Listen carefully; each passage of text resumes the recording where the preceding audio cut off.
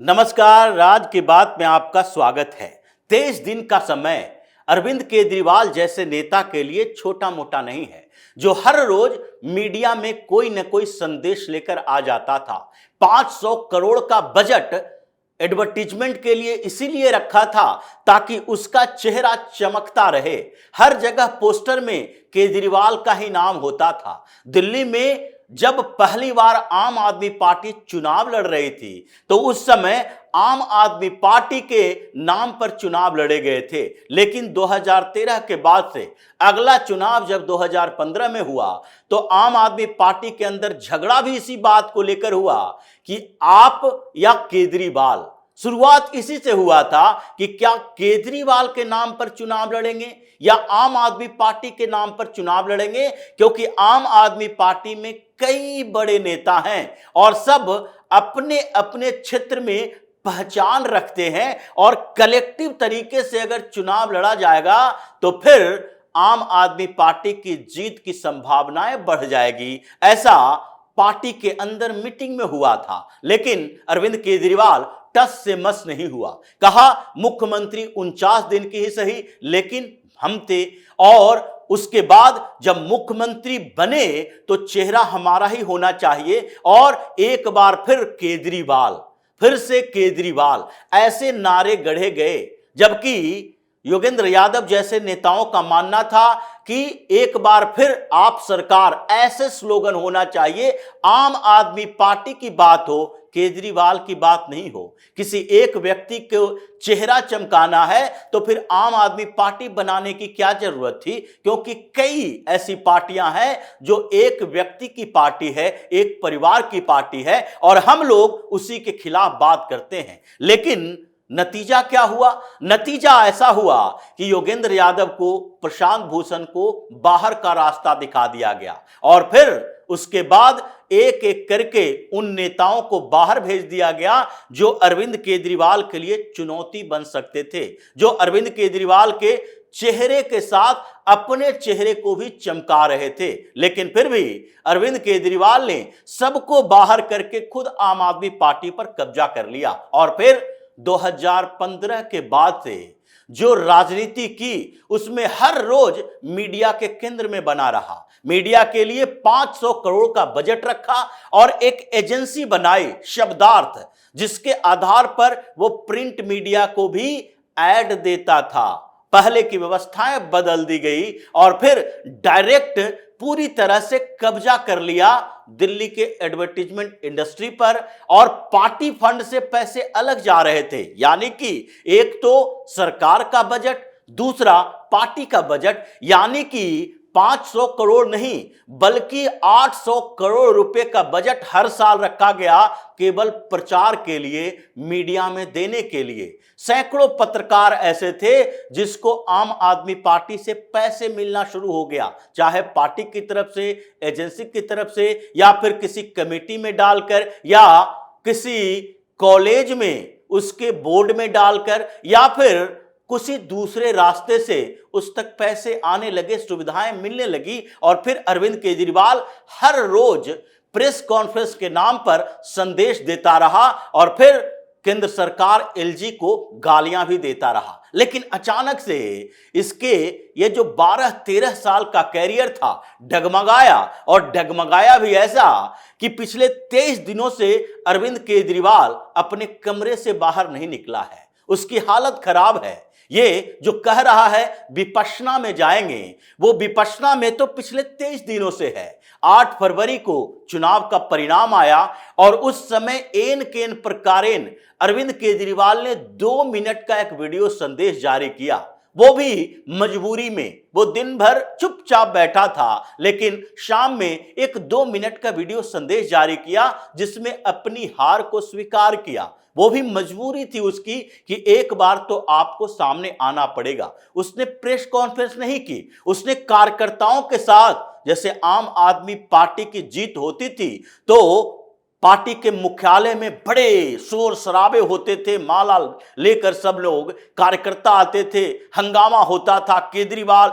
अपने सारे चेले चपाटियों के साथ खड़ा होता था मंच पर। लेकिन इस बार हार के बाद वो पार्टी मुख्यालय नहीं गया, वहां पर जाकर कार्यकर्ताओं का उत्साहवर्धन नहीं किया कि आगे आप तैयार रहिए, आगे चुनावों में हम फिर से वापस आएंगे, आप लोगों ने मेहनत की, ऐसी संभावनाएं थी। लेकिन संभावनाएं खत्म। वो सीधे कोमा में चला गया, वो सदमे में चला गया और अपने कमरे में बंद हो गया। हालांकि एक दिन के लिए थोड़ी मीटिंग करने लगा और वो पंजाब को लेकर था, क्योंकि इसे लग रहा था कि अब दिल्ली तो हाथ से गया, पंजाब पर कंट्रोल करना है। इसलिए कैबिनेट को बुला लिया, पंजाब के सारे मंत्री, संगठन के लोग, और फिर भगवंत मान जो चीफ मिनिस्टर, उसे भी यहां बुला लिया और यहां मीटिंग किया। लेकिन फिर भी मीडिया के सामने नहीं आया। वो अरविंद केजरीवाल जो अब पंजाब जाता था तो मुख्यमंत्री का माइक छीन के योजनाओं की घोषणा भी खुद करता था, जबकि पंजाब का वो कुछ नहीं है। फिर भी पंजाब के मुख्यमंत्री के साथ बैठा हुआ अरविंद केजरीवाल सुपर सीएम बना रहता था, भगवंत मान उसके पीछे पीछे। ये ड्राइवर की तरह भगवंत मान का उपयोग किया। भगवंत मान ड्राइवर बना हुआ है, उसके साथ अरविंद केजरीवाल के साथ चल रहा है, उसके चॉपर का इस्तेमाल किया। लेकिन खैर, वो जहां भी जाता था वो अपने आप को सुपीरियर ही साबित करने की कोशिश करता था। दिल्ली में अरविंद केजरीवाल ने मुख्यमंत्री पद से इस्तीफा दिया, आतिशी मार्लेना को मुख्यमंत्री बनाया गया, लेकिन कोई भी संवैधानिक अधिकार इसके पास नहीं था कि दिल्ली सरकार की योजनाओं की घोषणा ये कर सके। किसी भी दूसरी पार्टी में ऐसा नहीं होता। किसी भी पार्टी में जो मंत्री होते हैं, मुख्यमंत्री होते हैं, प्रधानमंत्री होते हैं, यानी कि कार्यपालिका का काम विधायिका को नहीं सौंपा जाता। लेकिन यह आम आदमी पार्टी है, जहां अरविंद केजरीवाल ने अतिशी के मुख्यमंत्री रहते हुए भी सारी घोषणाएं खुद की, ताकि अतिशी बैक डोर पर रहे, बैक सीट पर बैठी रहे और ये लोगों को लगता रहे कि ये सुपर सीएम अभी भी है, आतिशी की कोई औकात नहीं है।